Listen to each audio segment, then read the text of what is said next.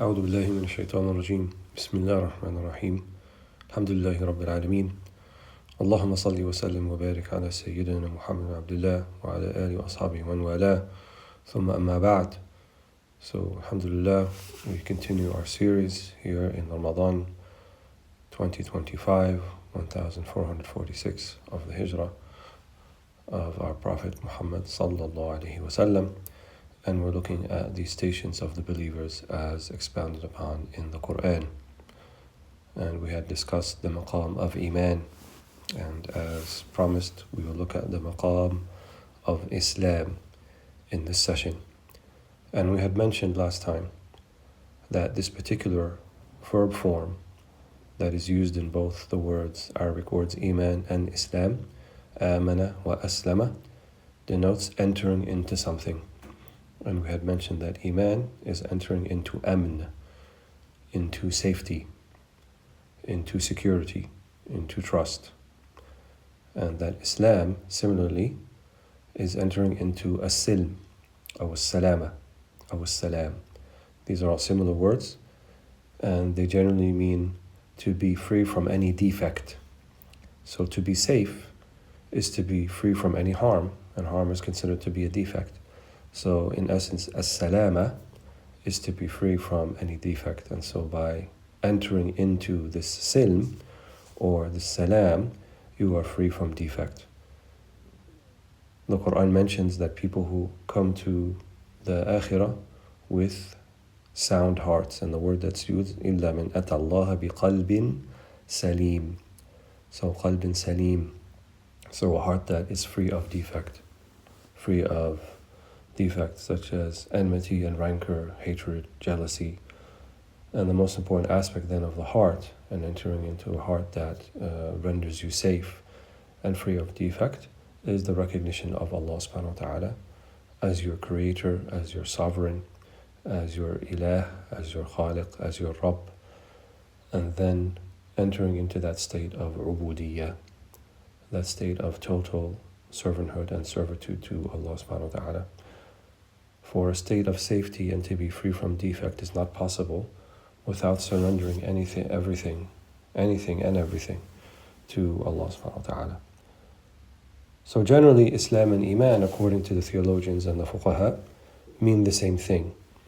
And the early Muslims, the early Salaf, As-Salaf as-Salih, our righteous predecessors, they did not make a great distinction between Islam and Iman.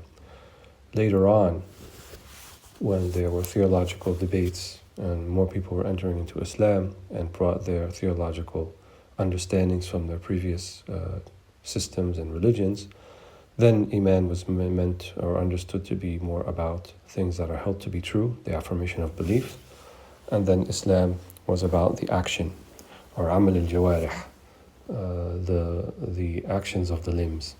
But in essence, they mean the same thing, because the heart also has actions. So we think of our heart also about having actions.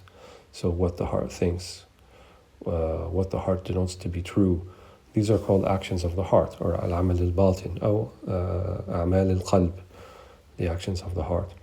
And then without the actions of the heart, then the actions of the limbs would not be in accordance with what is in the heart. And if they are not in accordance with one another, then we have something either of a state of nifaq, or of hypocrisy, when one does something separate from one, or different than what one actually does. Or at the very least, there is a lack of sincerity, whereas your actions are not completely or entirely devoted to the intention that you state in your heart.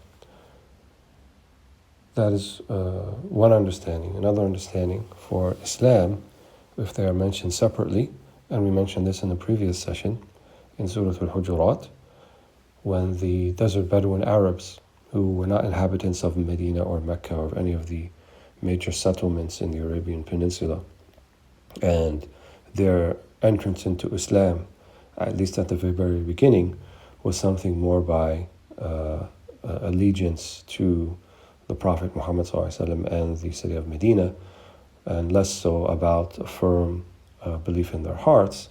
The Quran reminds us of this and lets us know about this in Surah Al-Hujurat. قوله تعالى قالت الأعراب آمنا قل لم تؤمنوا ولكن قولوا أسلمنا ولما يدخل الإيمان في قلوبكم.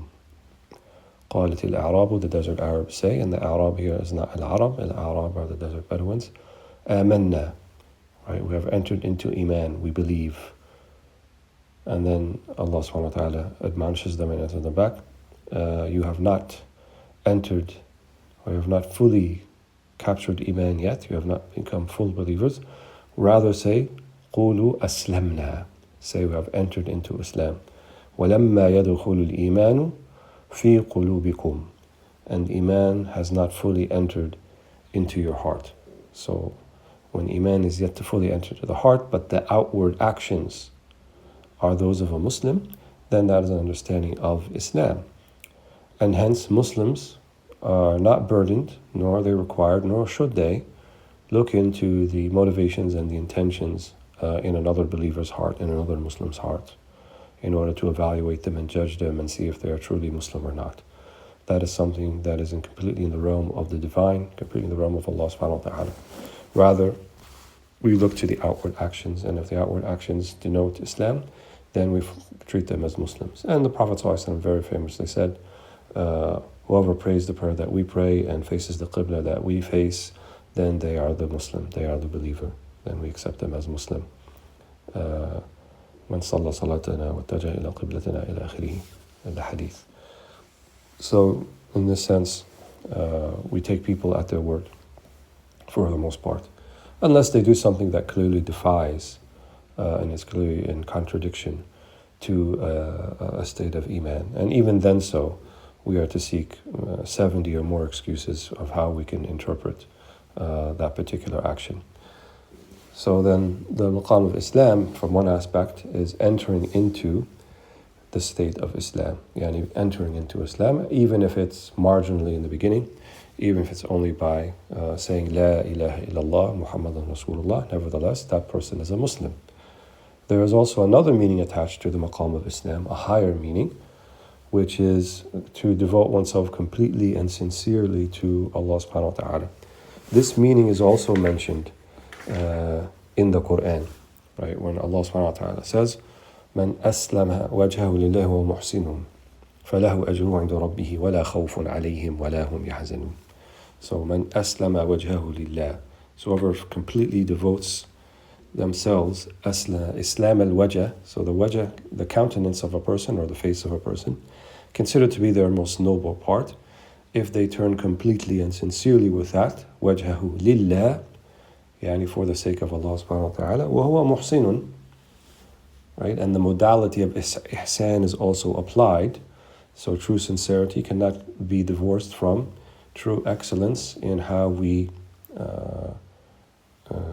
take that sincerity and apply it to all our actions and all the things that we say and all our words and so forth. فَلَهُ أَجْرُهُ عِنْدَ رَبِّهِ وَلَا خَوْفٌ عَلَيْهِمْ وَلَا هُمْ يَحْزَنُونَ.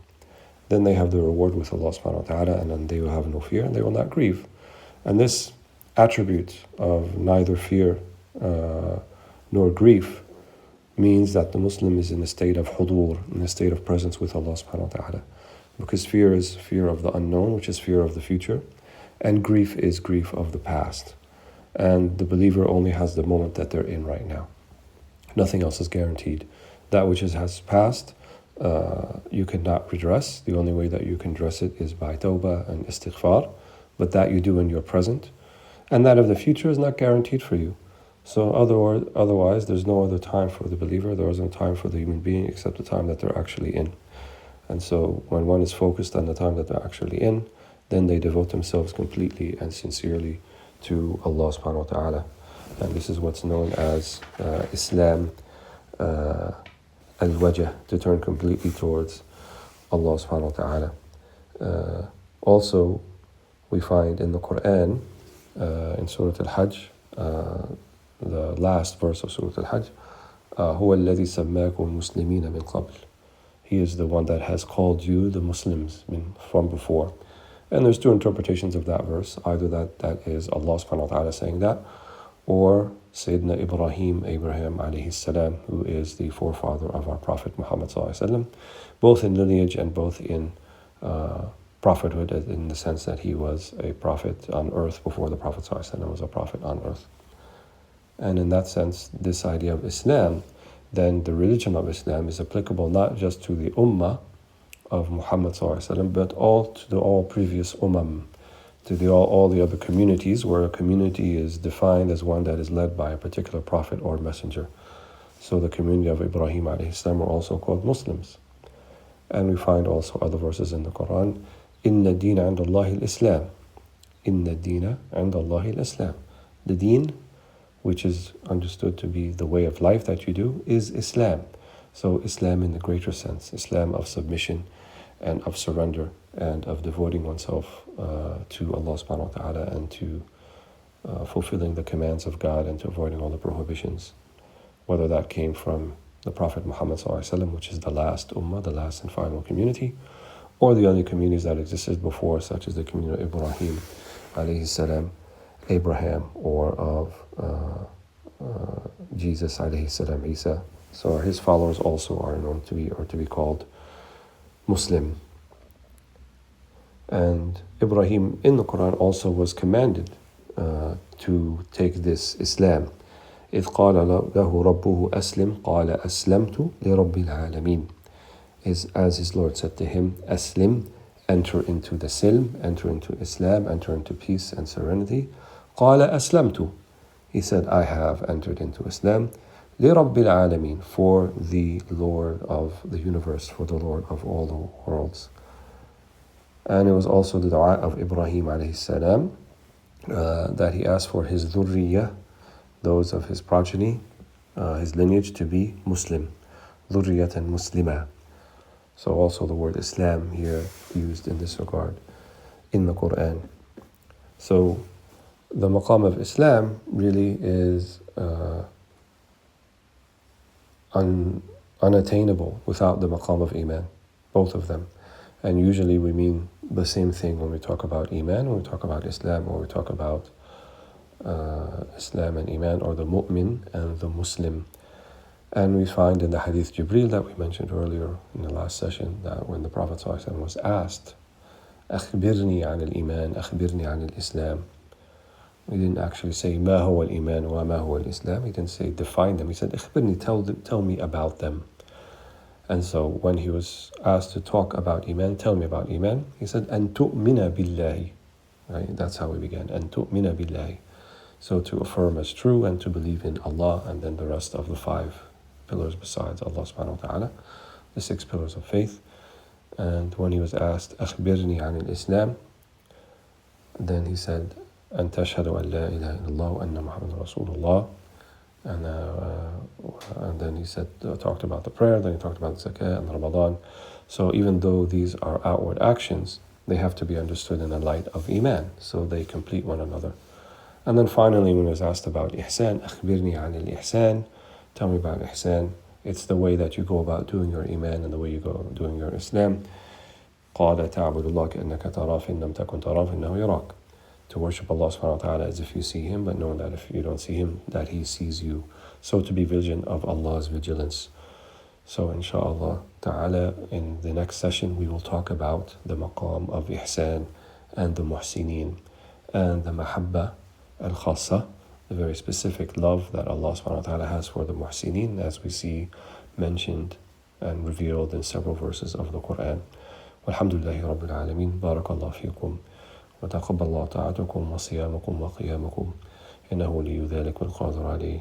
والسلام عليكم ورحمة الله وبركاته.